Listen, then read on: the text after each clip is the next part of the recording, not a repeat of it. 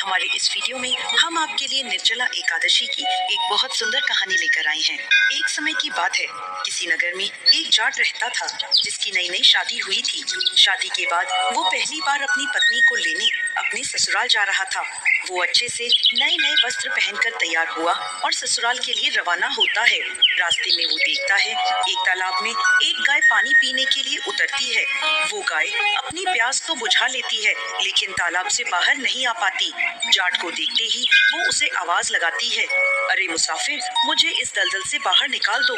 जाट बोला, अरे नहीं नहीं गौ माता, मेरे कपड़े गंदे हो जाएंगे। मैं पहली बार अपनी पत्नी को अपने ससुराल से लेने जा रहा हूँ।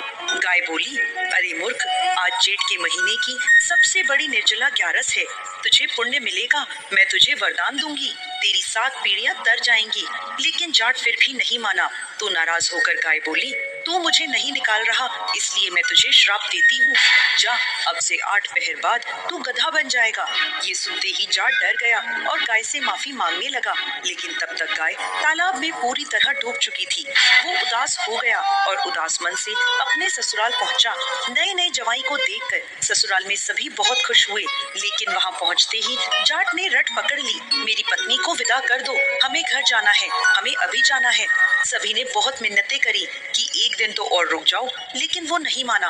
तब उसकी पत्नी बोली, सब इतना कह रहे हैं तो आप एक दिन रुक क्यों नहीं जाते। तब जाट ने अपनी पत्नी को श्राप की सारी बात बता दी। श्राप की बात पता चलते ही उसकी पत्नी उसके साथ घर की ओर वापस चल दी। 8 पहर पूरे होते ही जाट गधा बन गया। उसकी पत्नी उसे घर में लेकर बैठी रही। इस तरह कई दिन बीत गए।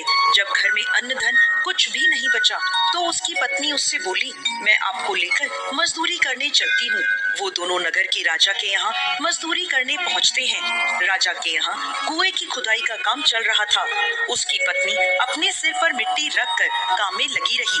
बाकी मजदूर उसे देखकर बोले, अरे बहन, तेरे पास तो ये गधा है, तो तू अपने सर पर बोझ क्यों उठाती है, इस गधे पर बोझ क्यों नहीं ढोती। पर वो कुछ नहीं बोली। दूर से राजा भी यह सब देख रहा था। एक दिन राजा ने उससे पूछा, तुम्हारे पास गधा है तो तुम बोझ क्यों उठाती हो। तो वह बोली, महाराज, यह कोई गधा नहीं, यह मेरे पति हैं, इन्हें श्राप लगा है। उसने राजा को सारी बात बता दी। तब राजा ने पंडितों को बुलवाकर इसका हल पूछा। तो पंडित बोले, राजा जी, इस परेशानी का एक ही हल है। जिस व्यक्ति ने अपने जीवन काल में 101 ग्यारस करी हो और उनका फल वो इस गधे को दान दे दे तो यह मानव बन सकता है। राजा ने पूरी नगरी में ऐलान करवा दिया कि जिसने भी 101 ग्यारस करी है, अगर वो अपनी ग्यारस का फल इस गधे को दान दे दे तो राजा उसे अपना आधा राज्य दे देंगे। लेकिन पूरी नगरी में कोई भी ऐसा नहीं था जिसने 101 ग्यारस करी हो। किसी ने 10 तो किसी ने 11 तो किसी ने 21 ग्यारस करी थी। तब वहाँ एक बूढ़ी माई आई और बोली, राजा जी, मैंने पूरी 101 ग्यारस करी है। राजा बोला, तुम अपनी ग्यारस इस गधे को दान कर दो तो मैं तुम्हें मुंह मांगा वरदान दूंगा।